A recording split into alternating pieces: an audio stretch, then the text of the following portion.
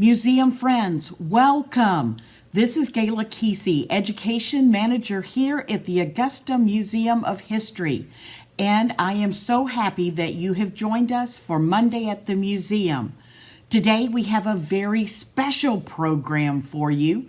We're celebrating Martin Luther King Jr.'s birthday. Well, his birthday was actually Saturday, but the third Monday in January is when we observe his birthday, and that's today. It's a dreary, yucky day, but we're going to be celebrating. And actually, at the museum on Saturday, we had a whole bunch of activities that we're going to have part of those activities today from Monday at the museum.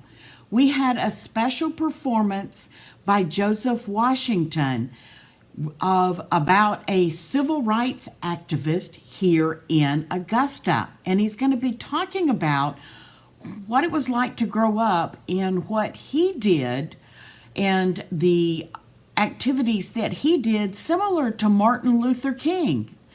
But first, what we're going to do is we're going to have a story time. And that story time is going to talk about when Martin Luther King was still a young boy. We usually think of Martin Luther King as an adult doing many great things and changing the world. But before he was an adult, he was a young boy, just a normal kid, just like you, who liked to play with their friends. How many of you like to play basketball?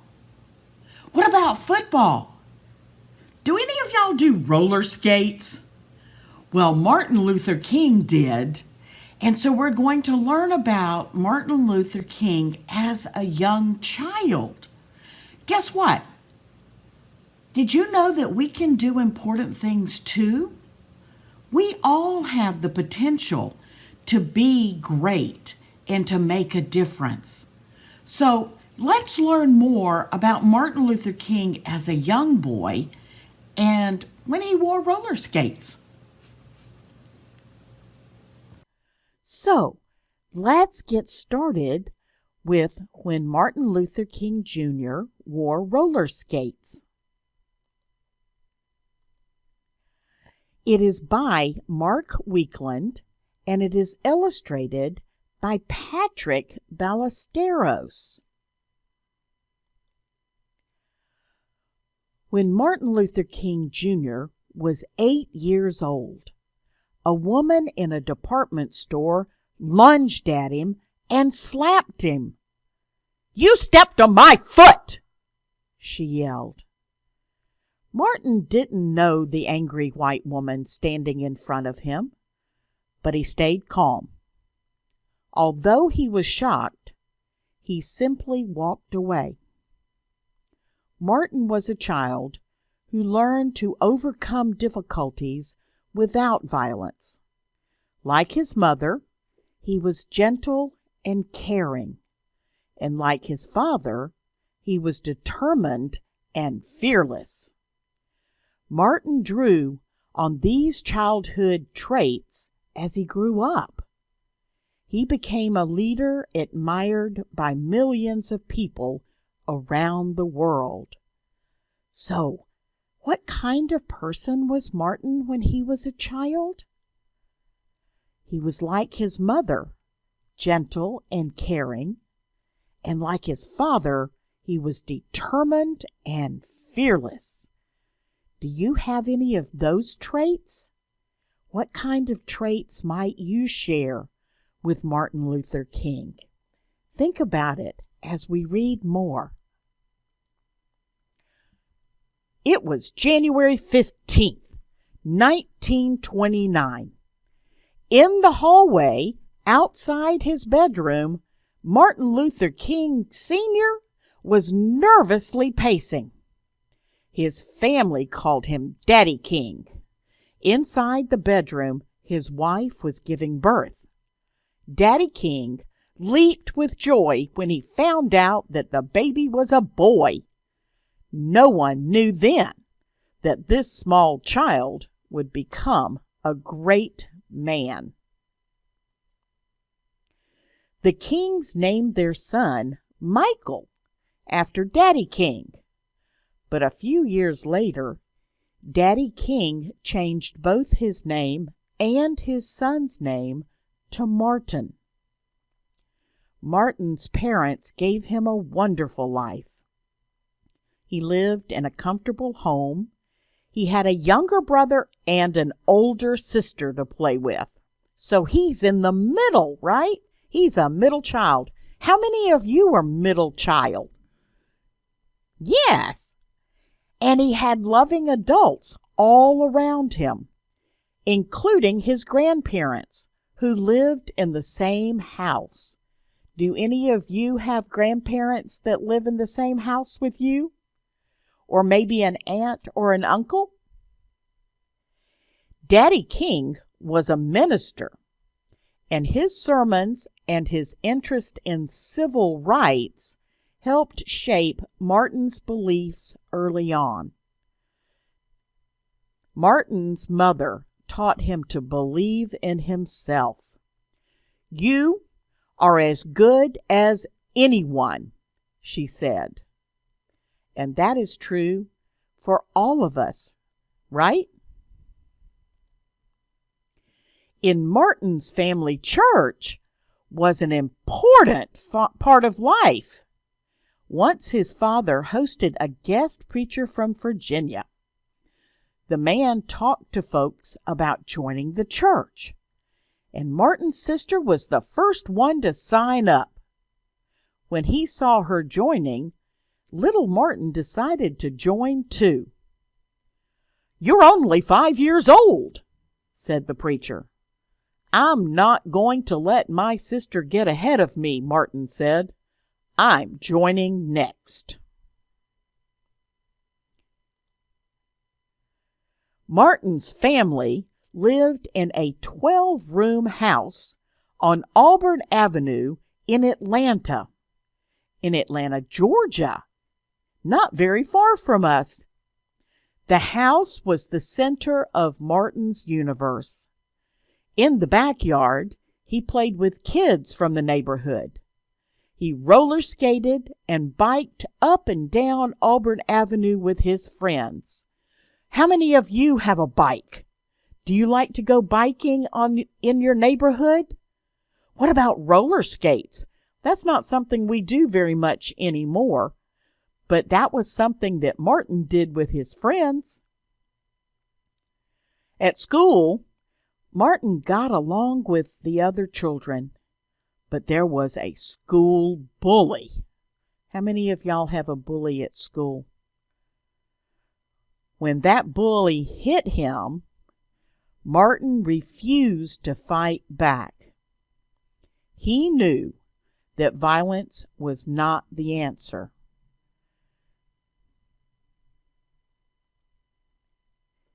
Martin's brother was named Alfred Daniel, but everyone called him A.D. He and Martin loved to run and play.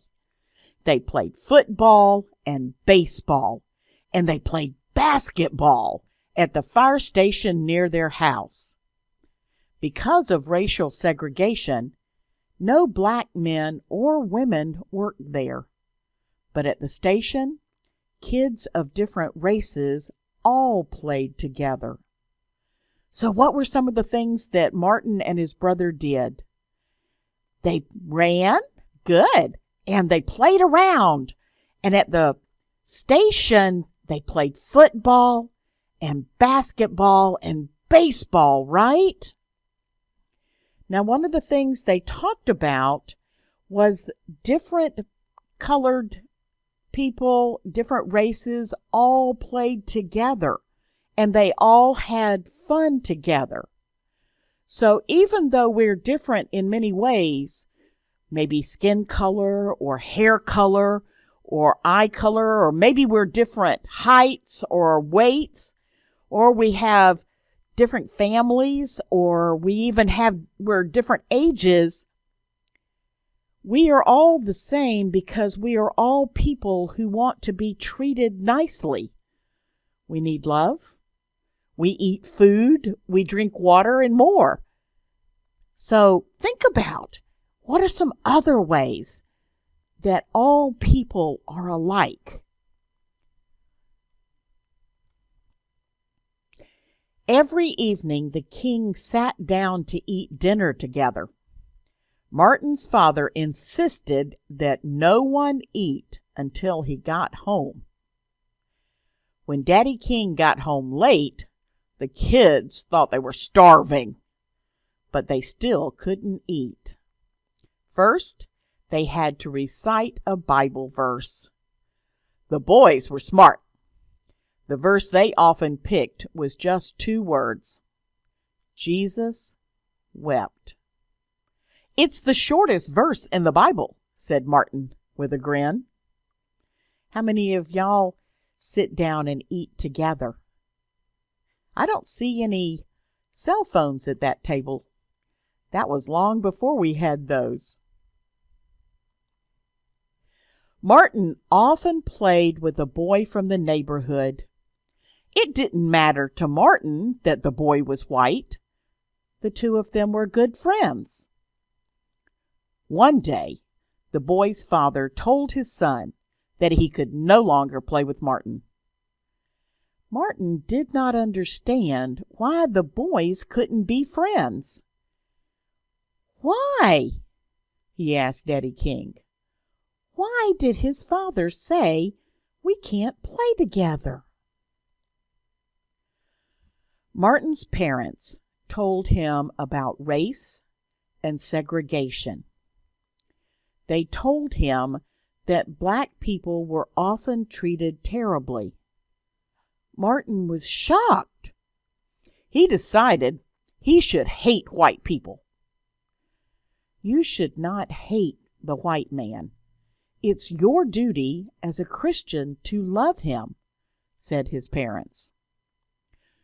Martin had a hard time understanding this.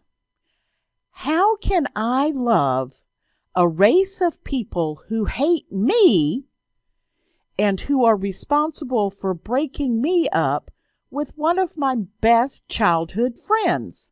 he asked. "You must try," said his mother. "One day I'll change things," said Martin. "One day I'm going to turn this world upside down." So, we're talking about discrimination. And discrimination is when you treat someone differently. And now that could be because of what race, the color of their skin, or maybe their physical challenges, or maybe because of his or her sex, or their religion. But discrimination is bad. And Martin is going to try to end discrimination, especially based on the color of someone's skin. Martin was determined. Remember, he's just like Daddy King. But he felt angry when he experienced discrimination because of the color of his skin. When he was 14 years old, Martin traveled on a bus with a teacher to a speech contest. On the way home, Martin and his teacher were forced out of their seats so whites could take them. It was a 90-mile trip. Martin and his teacher stood for 3 hours on that ride home. Martin later said, "It was the angriest I have ever been in my life." Have you had a similar experience where you've been angry because something wasn't fair or you didn't think it was right? How did you act? How did it make you feel? Martin was angry, but did he hit and yell? No. Martin was very smart. He skipped right over the 9th and the 11th grades. By age 15, Martin started college. In college, Martin was popular, but he wasn't sure about the rest of his life. He had always thought he would become a minister, like his father, but he began to question his faith. Eventually, though, he came back to his roots. "I have decided to lead a church," he told his father. By the time Martin was 25 years old, he had earned a doctoral degree. He married Coretta Scott. Like Martin, she believed in the importance of peace. The couple settled in Montgomery, Alabama, and had 4 children. Martin's parents were proud when he became pastor of the Dexter Avenue Baptist Church. His father, Daddy King, was especially happy. As Martin grew older, he became more active in helping African Americans gain rights. He was chosen to be the spokesperson for the Montgomery bus boycott in 1955. Later, he led nonviolent actions, including sit-ins, demonstrations, and marches for civil rights. He said that he would not respond to violence with violence. So some of the things that Martin Luther King did to help African Americans gain rights was a boycott. That's when you don't ride the buses and you protest by saying, we aren't going to buy something or we're not going to participate in something. They also led sit-ins where they sat down and did not leave in order to protest. They also marched for civil rights.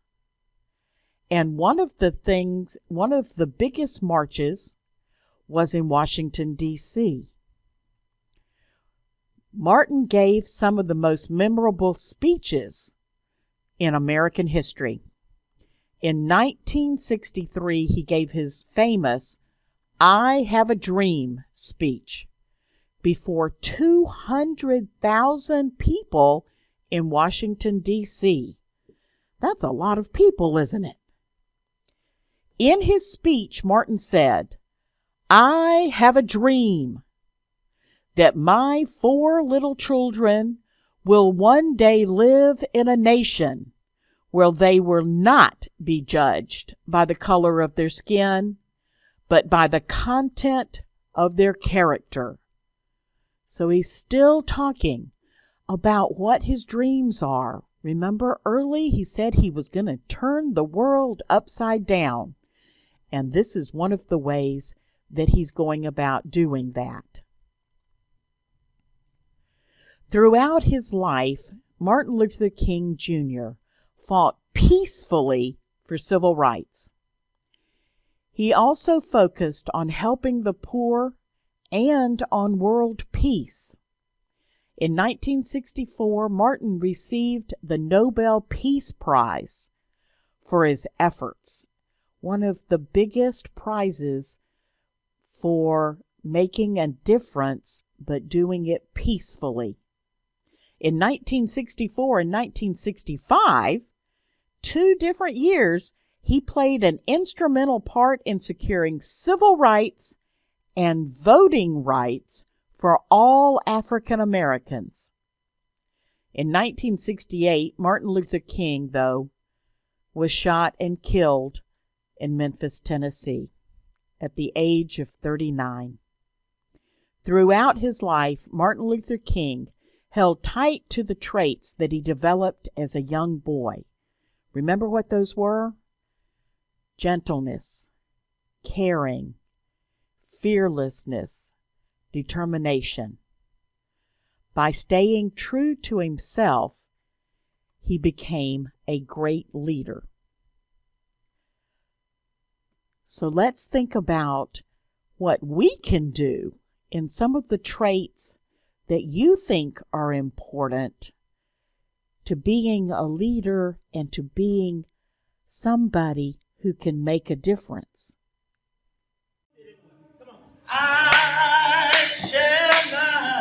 I shall not be moved, just like a tree that's planted by the water. I shall not. You can't sit on the floor or sit in your laps. We can do that. All right, and I'll get y'all's. I'll collect the signs for you. Yeah. I'll collect signs. Hold those signs up high. Thank you. Here we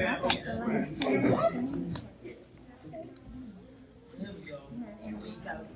Thank you. Okay. All right, we're gonna do our Freedom March. We're gonna sing our song. And Martin Luther King birthday coming up. So all right, listen. My dad used to say, "Boy, don't go down there and get your head busted in. I'm gonna take you all the way back to the year 1960. It's before everybody, right? And during this time, I had been 8 years old. How old are y'all? How old are you? You're 10. How old are you? 9. How old are you? Wait a minute. All right. How old are y'all? I'm 10. You're 10. How old are you? 6. How old are you? You 4. Okay, cool. We was all about the same age when I was back in 1960. I was 8. And back then we didn't have a car. So all of us rode what they call the city bus. You ever seen the city bus? Big old, it used to be real big. It ain't like the little one they got now. It was a big, long bus. It had a front door, and then it had a back door. And when I was 8, we'd come out the front door of my house, because on Saturdays, we went shopping in downtown Augusta. You ever been to Broad Street? You know Broad Street. Y'all been down to the Riverwalk? You know, on the 4th of July, where they pop out all the firecrackers? That's downtown Augusta. And downtown that way, we used to have a shopping center. And at this shopping center, there was a store called H.L. Green. Say H.L. Greens. See, this is before we had the Regency Mall. Y'all don't know nothing. You don't know nothing about the Regency Mall. Don't even look like that. But we didn't have no Augusta Mall. Y'all know the Augusta Mall? We didn't have none of them. And we didn't have Target and all those other places. All we had was H.L. Greens, right? And in H.L. Greens, we had, this place is called a lunch counter. Say lunch counter. We had on McDonald's or Wendy's. We just had the lunch counter. And in the lunch counter, they sold my favorite ice cream, a banana split. You ever had a banana split? Get a banana. Okay, cool. So a banana split, though, it's got 2 bananas on each side like a bull.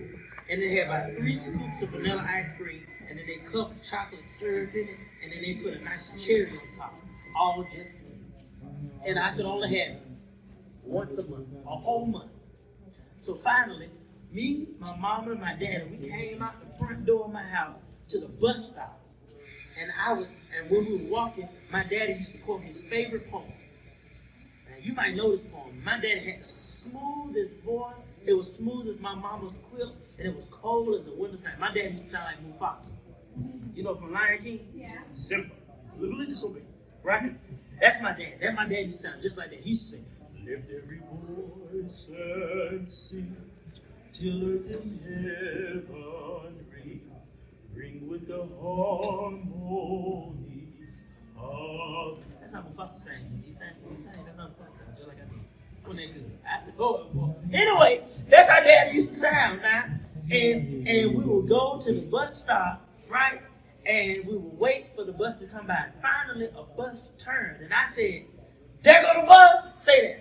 You ready? Just like I did. 1, 2, 3. There go the bus. Yeah. And so the bus came, right? And it was coming past, and it rolled all the way past me, my mom, and daddy. And it went all the way down the street to this white lady and her children. It skipped us to go pick up the white people. Now, they needed to get on the bus just like I needed to get on the bus, but they didn't want us to get on that particular bus. They wanted us to get on a different one. And finally, the bus that we were going to ride in came ticking along. It was a regular old bus. And it came ticking along, and my daddy went to the front door. See, the bus has got 2 doors. Your school bus ain't got but really 1 door, except the back door. But the city bus, it had 2 doors, right? It had one in the front, and it had one in the back. And then back then, you had to, well, even now, you got to pay to get on the bus. You ain't got to pay to ride the bus anymore. But the bus I ride, we had to pay to get on. My daddy worked real hard, and he went on the bus, and he paid his hard-earned money. He paid it in the front door. And then he came off the bus all the way to the back door where me and Mama was standing so we could get in on the bus through the back door, right? And then finally, we got on the bus in the back door, and we sat in what they call the colored section. Can you say colored section? Right. And so finally, we sitting on the back in the colored section, and I didn't feel as good about riding the bus because the bus that I wanted to ride picked up the other family, and it skipped over us. So as we're going downtown, I started to feel a little bit better because I could see all the big houses coming down Walton Way. If you ever go down Walton Way, and they got all those big mansions, they've been there a long time. They was there when I was there. And we were riding past, and we saw all the nice greenery. And finally, we got downtown to Broad Street. When you get to Broad Street, just know that's where I was. And we pulled up to this place called H.L. Green. They're going to sign right there. We got to H.L. Green's, right? And my mother went shopping because that's what Mama did. And me and Daddy, we went to the record store. Like those. And my Daddy and I, we used to go shopping for this, looking for this group called Swanee Quintet. They're from Augusta. And we went to go look for 45s. And when we went looking for these 45s, the store manager came up behind my father and I. He said, "You found what you're looking for?" Both. And then I looked up because I'm thinking the store manager's talking to me. He was talking to Daddy, which is crazy because my daddy ain't no boy. He's a grown man. My father said, "Not yet." And he said it real calm and poised because that's the kind of smooth daddy my daddy was. He's smooth. And so he said, "Not yet." And then he grabbed me on my right shoulder and he said, "Come on, we got to go." And we went to go find my mother, who was doing all the shopping. And when they gathered, when my mother gathered all the stuff my father paid for it, he grabbed the bags. And then we went down to the eating shop of H.L. Green's. And then they had the lunch counter. They used to have these pretty green lunch counter stools. And I always wanted to sit on one, just like I saw all the other boys do.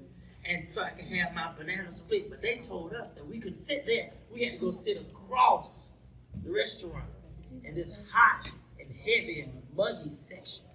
And so once we got there, we sat down to eat.